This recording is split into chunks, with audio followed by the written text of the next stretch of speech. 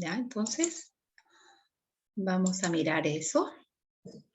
Cómo el hombre ha ido evolucionando a través del tiempo. Y no hablamos pues de 100 años, hablamos de miles y miles de años.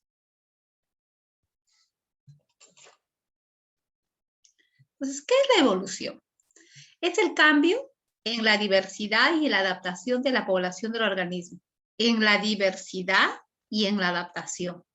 No olvidamos eso, ¿ya? Ahora, mira, aquí vemos un poco una caricatura de cómo el hombre evolucionó a través del tiempo. Y desde luego, para su evolución, juega un papel muy, muy importante la naturaleza, el medio ambiente. Entonces, cuando hablamos de evolución, hablamos de cambios a través del tiempo. Nosotros no podemos hablar de evolución en 20 años, ni siquiera en 100 años, en mucho más espacios de tiempo. Ahora, ¿qué cosas son evidencias que nos permiten explicar la evolución? ¿O cuáles son las evidencias? Existen evidencias convergentes y divergentes. Dentro de las evidencias convergentes tenemos a los órganos o estructuras análogas. Por ejemplo, acá vemos el ala de un ave y el ala de un insecto. Órganos de diferente origen, pero de una misma función. Desde luego, jamás yo voy a pensar que el ala de un ave tiene el mismo origen que el ala de un insecto. Pero ambos cumplen la misma función. Dentro de las funciones o las formas divergentes tenemos los órganos homólogos. Por ejemplo, vemos una aleta de un tiburón y el brazo del hombre. Son órganos que tienen el mismo origen y su función es parecida. En el caso de las aletas de tiburón, permite el desplazamiento, ¿no? Igual que en el caso del ser humano. Y entonces son evidencias del desarrollo de órganos que pueden ser parecidos en su origen o de repente en el cumplimiento de su función. Luego dice, existen dos teorías de la herencia, es lo que te contaba. Una es la herencia de los caracteres adquiridos, es decir, son un tipo de herencia que yo lo adquiero por necesidad, por un mecanismo de defensa. En esta herencia de tipo adquirida juega mucha importancia el caso de las jirafas. Ya dice, la ley del uso y el desuso y la formulación por L.B. Lamarck, quien publicó su libro llamado Filosofía Zoológica. Y según Lamarck, los cambios son heredados de una generación a otra. Entonces, por ejemplo, en el caso de estas jirafas, tanto era la repetición en el cual permitía llegar a la copa de los árboles, que esa modificación de sus patas y su cuello no se quedó en ellos, sino también modificó su ADN, de tal manera que sus descendientes empezaron a tener cuello largo y patas largas. ¿Ya? Entonces son caracteres adquiridos. Ahora, luego viene Carlos Darwin y Wallace. Carlos Darwin, como tú has visto en el video anterior, él realizó un viaje en un buque durante 5 años. Cuenta la historia que Darwin dice que había estudiado medicina, pero su pasión no era la medicina, sino su pasión era la naturaleza, observar lo que había en la naturaleza. Terminado su carrera de 5 años, él decide viajar por el mundo. Y al viajar por el mundo, él observa ciertas características repetitivas en todas las especies animales. Y él va buscando y recolectando, así como esta imagen tú lo ves, va recolectando todas las evidencias animales en el planeta. Y ese viaje dura 5 años. Después de este viaje, él escribe un gran libro. Ese libro se llama selección natural, el origen de las especies por selección natural. Y él concluye en este libro que la naturaleza va a seleccionar a las especies más fuertes y va a hacer que estos vivan a través del tiempo. Los débiles, los deformes van a morir. Esa es la idea central de su teoría. Entonces dice, la teoría recién se difunde entre el público generalmente con la publicación del libro El origen de las especies por medio de la selección natural, en 1859. Basado en las observaciones realizadas por Darwin durante un viaje con un buque Beagle, postula que solamente sobrevive la población adaptada a las condiciones de espacio y tiempo, es decir, sobreviven los más aptos. Y es lo que yo conversaba con ustedes, ¿no? Todos los seres vivos van a enfrentarse a condiciones adversas y de repente muy, muy drásticas. Pero ¿quiénes van a sobrevivir? Los más aptos, los preparados. Y al hacerse aptos, también se harán resistentes. Y según ello, esas características resistentes heredarán a sus hijos. Esa es la teoría de la selección natural de Carlos Darwin. Pero el tiempo pasa, se va desarrollando la ciencia y la tecnología. Y Hugo Bryce habla de las mutaciones. ¿Qué son las mutaciones? Yo sé que para ustedes el término mutaciones no es nuevo. Yo he visto que en algunos dibujitos, en algunos juegos en línea hablan de mutantes. ¿Quiénes son mutantes?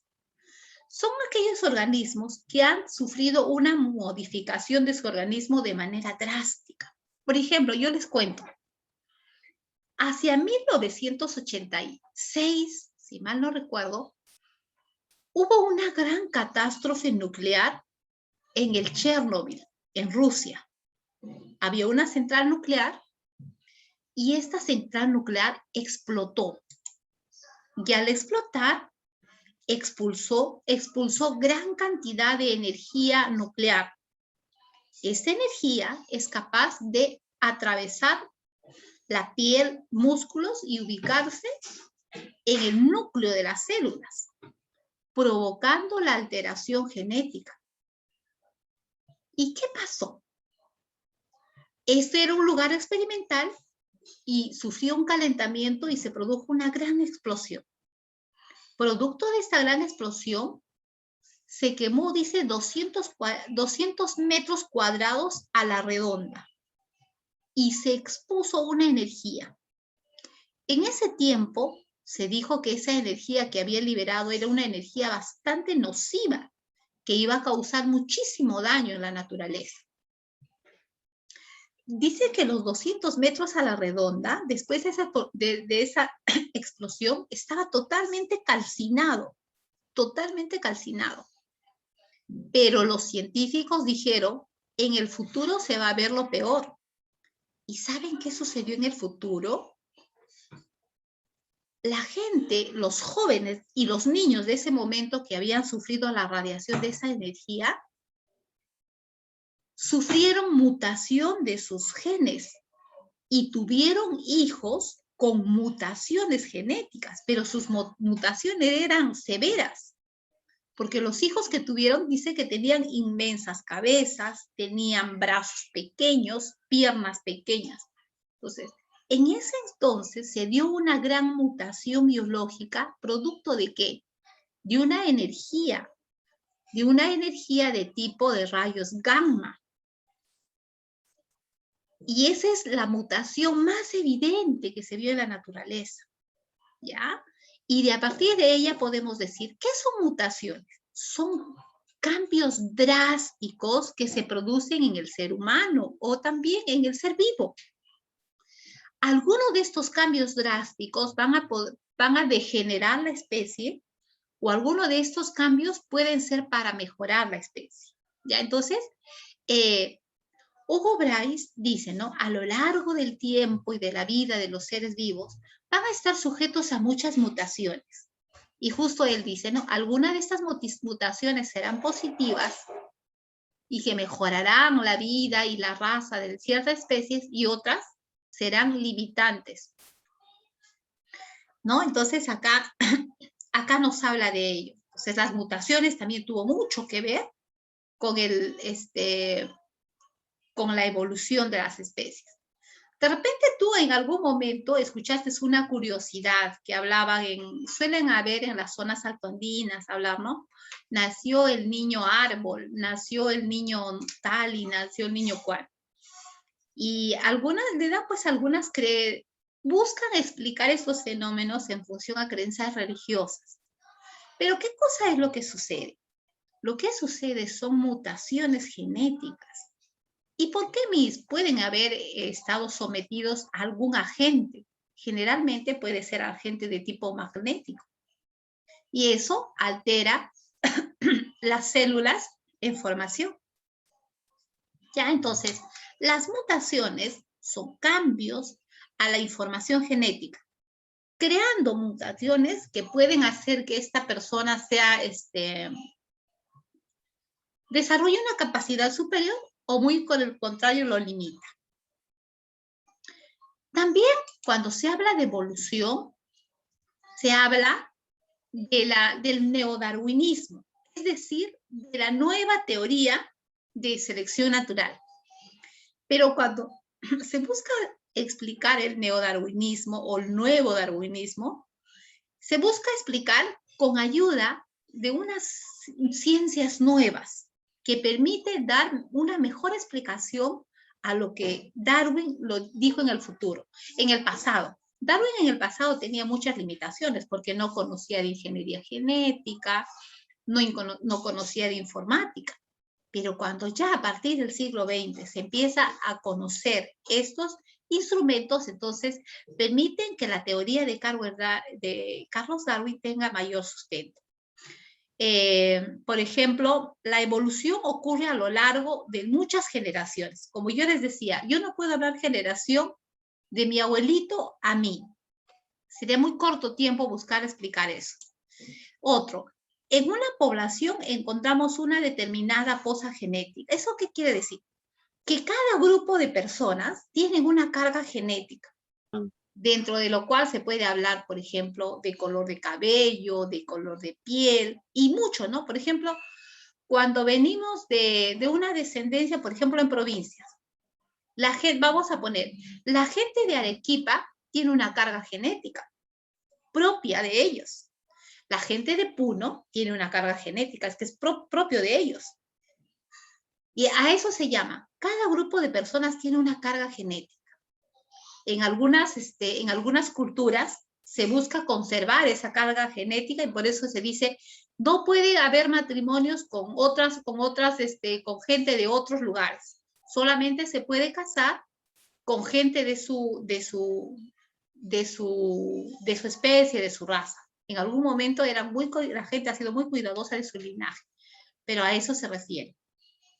Luego, si la selección natural actúa, la posa genética varía. O sea, mira, por ejemplo, en estos periodos de pandemia, de nada sirve mi constitución genética, porque la alteración que puede provocar esta enfermedad es independiente de mis genes. Y son tan influyentes que pueden alterar mi forma de vida. De acuerdo con el neodarwinismo, hay que explicar, para explicar la evolución hay que tener en cuenta las mutaciones, hay que tener en cuenta la recombinación genética y la selección natural. Y esto se hace gracias, pues, al conocimiento de las nuevas ciencias y las nuevas tecnologías. ¿Ya? Entonces, esas son las teorías que yo debo tener en cuenta para buscar un poco explicación a la evolución. Para resumir, la evolución son cambios que se dan en los seres vivos a través del tiempo. Y definitivamente, para que se den estos cambios, nuestro entorno, nuestra naturaleza va a influir. Solo las especies aptas van a sobrevivir y van a ir pasando de generación en generación. pero todas aquellas especies que no son aptas serán extinguidas. Por ejemplo, para nuestro tiempo, o para el tiempo que apareció el hombre, los dinosaurios ya no fueron aptos. Por eso se extinguieron. Y cada especie así pasará. Por ejemplo, chicos, cuando nosotros nos ponemos a filosofar y decimos, ¿cuándo se producirá el fin del mundo? Y bueno, si somos cristianos, diremos cuando Dios viene y se hace todo lo que dice la Biblia. Pero para los que son científicos, no tiene explicación. El planeta Tierra tiene un tiempo de vida. Y de acuerdo a los estudios, el tiempo de vida todavía es mucho más largo. Muchísimo más largo. Pero para que mi especie se perpetúe a través de la especie, del tiempo, van a haber muchos agentes que van a modificar inclusive de repente la constitución del ser humano. De aquí a unos 200 años, de repente ya no vamos a tener los ojos así como tenemos. De repente nuestras fosas nasales se van a ver modificadas por agentes que van a haber en el medio ambiente. ¿Pero qué? ¿Quiénes van a poder ir pasando a través del tiempo? Solo las especies más preparadas. Y no solamente hablamos del hombre, hablamos de todas las especies que hay en la naturaleza. Hubo un experimento, chicos, en el cual el horno microondas habría sufrido un accidente. Pero no sé si le pasa a usted